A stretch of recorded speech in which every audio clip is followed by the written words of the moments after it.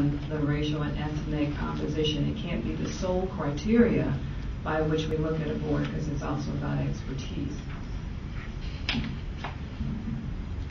And this one we talked about a little bit, but it's a little more explicit. What admissions criteria for charter school? Are admissions criteria for charter school enrollment the same as other public schools?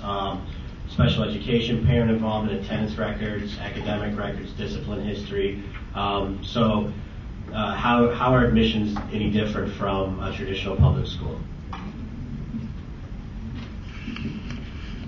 They're not different in any way. We have no admissions requirements other than the fact that the student must live in the Kansas City, Missouri school district.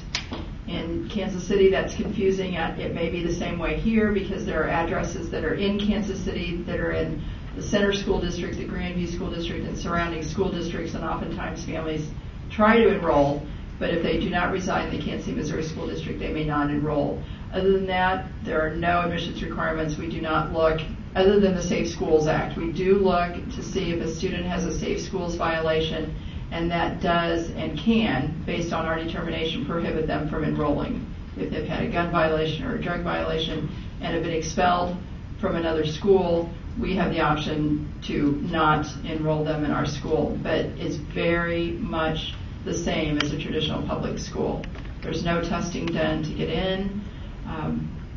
We do, like I said, have the two priority of enrollments of sibling, and we have an address preference, which is a neighborhood boundary.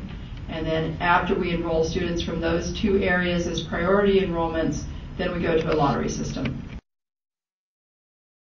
Impacts on public school systems, and to better ensure that the students with the highest needs and greatest educational risks are not marginalized and left behind. In promoting charter schools as an educational alternative to regular public schools, essentially, what can be done to minimize the potential negative impact on districts or other systems, and then how do we ensure that the kids with the highest needs and who need the best options the most aren't marginalized? I can just point out a few examples of some districts that have embraced the charter effort within their own portfolio. So, like whether it be Chicago Public Schools, the New York Public School system, for a while, the Buffalo public school system in New York, Denver public schools, many districts in California, even in Indianapolis. The districts have seen chartering as part of a portfolio approach to create new schools within the district. As we know, charter schools are public schools. They're public charter schools. And in most states, the districts have the ability to authorize them. And so when they do that, they view them as an offering among all their schools, and they hold them accountable. In Chicago, for instance, the Arnie Duncan, the superintendent, I don't think they call him a superintendent there. He's appointed by the mayor, but he actually views charters much like he does his other new schools. So they put out requests for proposals. They only award charters or contract schools or even new public schools to the best operators.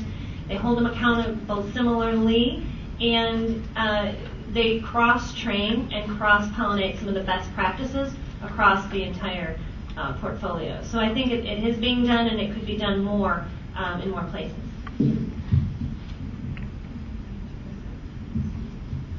My experience is that the students aren't necessarily being left behind that are the neediest, and at least speaking from the Kansas City, Missouri Public School District, I am finding that parents with the neediest students that are not having academic needs met in the Kansas City, Missouri School District are the ones who are leaving the district and trying to enroll in charter schools. So the whole notion, as I spoke earlier, of us taking the best of the best, well, if they're being served appropriately and effectively in the Kansas City, Missouri School District, those families aren't leaving. They're satisfied with the district and the schools that their students are in. And there are some very good schools in the Kansas City, Missouri School District. I'm sure as is the same here in St. Louis. But it's the families whose students are failing academically, whose academic needs, social needs, emotional needs aren't being met in the traditional public schools, who are leaving those schools and coming to charter schools.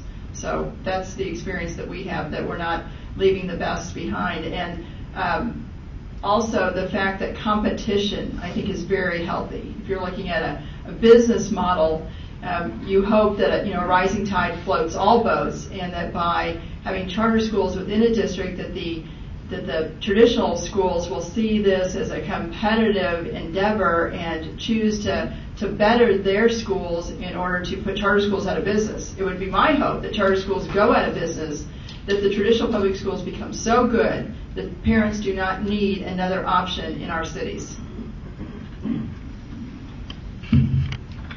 I think the point Sherry hit on is choice, and this is about choice. It's not about charter schools coming in to say we are better than the district schools.